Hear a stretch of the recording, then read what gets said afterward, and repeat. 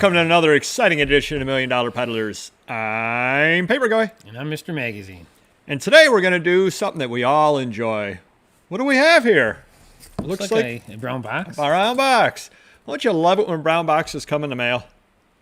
It's wonderful, wonderful thing. But before we get into that and what that happens to be, got something for you for Christmas, buddy. Nice. Ooh, still sealed. Still sealed. Return of the Jedi 1, 2, 3, and 4. Pretty good. I don't think I have that sealed. I know you don't have it sealed. I look out for you, buddy. The old Marvel logo on it. Pretty cool. 4 comics, $2.25. Let you know I paid a little more than $2.25 for it. Not that it matters, because it's the thought that counts. I still want that Amazing Fantasy for what, 10, 12 cents? If I find one in a Marvel 4-pack, I'll get that for you, too. Thank you. You're welcome. And for those that don't know, he's one of the world's foremost Star Wars collectors. Just got an unbelievable collection of stuff. That's right. It's been up and down over the years, but we're keeping it steady now, building it up. And I think one of the things that you've mentioned to me, the problem is they've got so much stuff out nowadays. Yeah, and crazy. You almost have to specialize. So I think you're kind of specializing in the older items and especially, I mean, the figures, obviously, magazines that have the various Star Wars characters on them, even mentions of them on there. And then I think the thing that I really like picking up for you when I go out to sales and all that kind of thing, and I think you've kind of come to appreciate it over the years. I think years ago you didn't quite appreciate it as much, but now you do, are just those really oddball things. The toothbrushes, the Ewok toothbrush. You're looking at it. I think years ago you looked at it and go, yeah, okay, whatever. Yeah. Now I think you're starting to realize, hey, that's kind of neat, and a lot of people don't do it. Everybody had the land speeder back in the day. Right. I mean, great, you got it mint in box, that's a different story. But a loose land speeder, I could probably go on eBay now and pick up 20, 30 of them, I would think. Right, How many Ewok toothbrushes am I going to get? Still sealed. Still sealed, Unused. Not too many. Yeah. Or used by George Lucas. That's probably worth a lot more money, too. That would be cool. I don't know how cool that would be, but... Well, it's DNA. That's true. You can make another George Lucas, and you can make a whole other universe. So what do we got here in this box here? Oh, well, let's see. All right. Let's open her up. So basically... Oh, by the way, I got you your Christmas gift here. Oh, wow. Straight from Hollywood. It's a wonderful... Oh, thank you. Merry Christmas. Wow. Was this used in one of our productions? Yes. Oh, very valuable. Many times. Very, very valuable. When we do the bloopers, maybe you guys will see it. But, yeah, so basically you're working on a couple of different collections here. And what goes on is I scour Heritage for their weekly auctions and let you know the various things that are on there. And, whoa! What'd I do, break a window? You've got various things on there that you're collecting, basically Spider-Man, and you're working on the X-Men. Yep. And we did the video where I suggested that you keep the X-Men. And why don't you tell everybody what your ultimate goal is with the X-Men? So I bought this run from a customer of mine.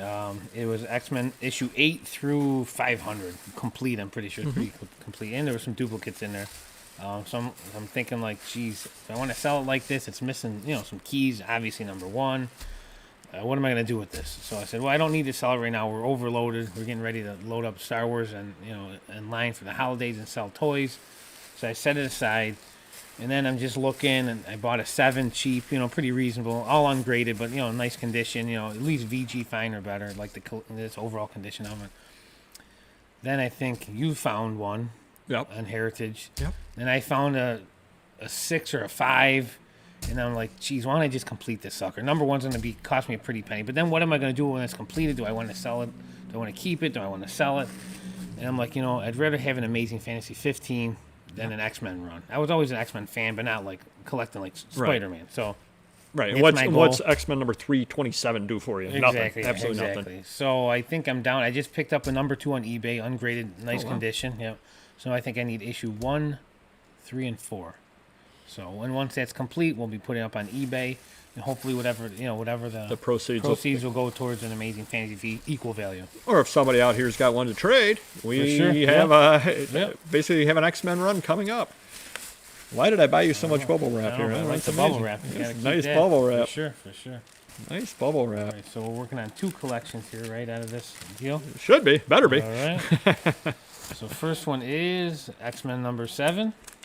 All right. Return of the Blob. Oh. All right, so that's not too bad. A little crease there, but it goes along with the All the ones, this has got to be a VG, right? Easily? Good to VG, yeah. Yeah. Good to VG Cool. for what they said. It's got a little writing on the cover, Right. which takes it down a little bit, but still Sure. good to VG, and Cool. paid a very reasonable price on it now that I look at it. And this is nice. There we go. It's a little bit. It's a little hard. Yeah, there we go. It's not hard to do with the bad. glare. Yeah. So, But yeah, issue Spider-Man 15. What am I down to now? I know you for Greatest sure. You have the 14. 14. Do you I need? think I have 14 through now. Yeah, 14 14 through. through, So so- 1 through 13 we need. Yeah. I got a few of them under that aren't graded. At some point, I'll probably just sell them and get the graded ones. But I figure it's easier to put this X-Men together now and get the Big Kahuna 15 Amazing Fantasy. So Well, and another thing too is prices probably. I mean, they've been very strong in general in comics, and with Christmas coming, they're probably going to stay strong for a while. So it's nice to have two different collections that you're working on, yeah, because then you can always be getting something potentially.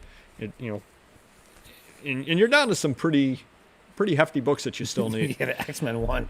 It's gonna be That's gonna be a little hefty. And because I'm just buying that to resell it, and I'm not gonna make a profit off that issue. I'm sure, But as you- a whole, I'll get a good chunk of change. but you'll be able to sell the whole thing easier because nobody else has to get the X-Men. You've done the work for them. It's the same thing when you got a set missing 3 cards. yeah, You fill in the 3 cards because somebody else doesn't want to have to do it. And so, yeah, you lose a couple of dollars buying those 3 cards, yeah, but it increases your ability to sell it because somebody else gets the whole set as it is rather than, well, I don't really want to have to try to hustle up these 3 cards. Like Why that didn't you Sports get them? Illustrated guy. The Sports Illustrated guy. He bought the whole run from start to finish, and hopefully we'll find someone like that. Or I can reach out to him. Maybe he wants that too. There you go. One other quick thing here. We were talking about the X-Men, and you were mentioning to me the other day when you were talking about completing the run that you're finding it difficult to find ungraded copies. Oh yeah, definitely very hard in good condition because anything in good condition, they're getting them graded. So And that's something that I found as well. Green Lantern, Green Arrow 76 is a key issue, and I've always kind of wanted it. So for the heck of it, I've been bidding on them on Heritage now and then. And so I went on eBay. I said, let me see if I can't pick one off. There are only higher priced, higher grade examples available. Mm-hmm. Anything below a certain price, certain grade, there's nothing raw on there at all. Yeah. And everything is graded. And there aren't even any graded 3.0s or 2.5s or anything at all like that because A, either people didn't get them graded, or B, they've already sold because somebody is in a boat like me and they say, hey, I kind of want that they book. get scarfed up quick. Oh, geez, $200. Yeah, I would pay $150 for a raw one. I'd pay $200 for a graded one. Let me buy it because everybody who collects can come into $200 at some point to work on their collection. Yeah. They are a lot less willing to drop $1,700 or $2,200.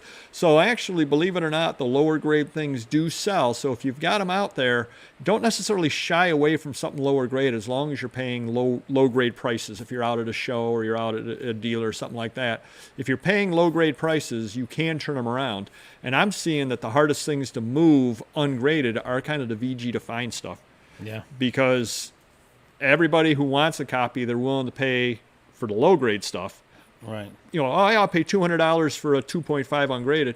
Why do they want to pay $500 for a better grade, better one that's not graded? They may as well up and pay $750 for a graded one. Sure. So it's that middle ground that's yeah. tough to get, or it's tough to sell. So if you're out there, kind of look at the lower graded stuff. You'd be amazed. Sometimes you can make some money on that stuff as well because a lot of people just want it in their collection. And there's no better place that you can see that than coverless copies of stuff. Yeah. You've seen how much some of the coverless, Crazy. or how about a graded page from Action #1 that doesn't even have Superman? Yeah. How much is that? How many thousands? They're $1,000 for just like, the haphazard comic page out of there type deal. So it's absolutely amazing. And I know we've talked before. I wish I ran into some money because that's how I would actually build my Action #1. I would buy all single pages and then somehow bind them together. And I'm like, oh, here's my Action Comics #1. I think I would quit after I spend $1,000. I get the first one in. I'm like, what am I doing? I still need 40, 50 more of these. So you come by my house and I've got the whole thing bound together like that. And the cover's got to be 10,000. Oh, gosh, yeah. 20,000, whatever. Yeah, I would think that it definitely is. It Yeah. definitely is. Because obviously somebody who's got a coverless one, you could put together a married copy and it's worth a lot more money. For sure. So hopefully we're going to be doing a few more of these when we pick up some more X-Men or Spider-Man or anything else really, really cool. Or maybe I'll get them one of the for next Christmas coming along, maybe I'll get one of the Star Wars bagged from 1 through 3 or 4 through 6 reprints or something like that. Who even knows? Nice. Alrighty, we'll see you next video. Take care. Bye bye.